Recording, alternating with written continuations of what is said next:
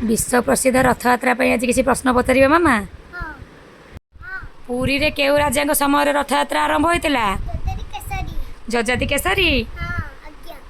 केउ मास आरंभ हुए? असल बसो। आषाढ़ मास हाँ रथयात्रा हुए शुक्ल पक्ष। शुक्ल पक्ष रे। हाँ रथ काम केबे ठारु आरंभ हुए? अक्षी द्वितीया। अक्षी तृतीया। हाँ यात्रार अन्य नाम कौन? घोष यात्रा। घोष यात्रा। हाँ रथ निर्माण पर तीन रथर प्रतिष्ठा किए करथिले? नारद। नारद।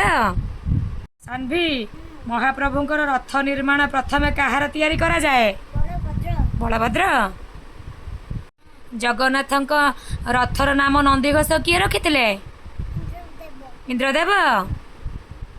रथ उपरे छेरा पहरा किए करती? गजपति महाराज। केबे हुए? बाहुड़ा परदिन। बाहुड़ा परदिन। यस माता।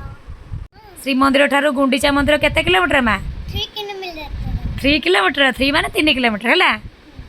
महाप्रभु जगन्नाथଙ୍କର गुंडीचा मां सह संपर्क कौन? मौसी माँ। मौसी मां।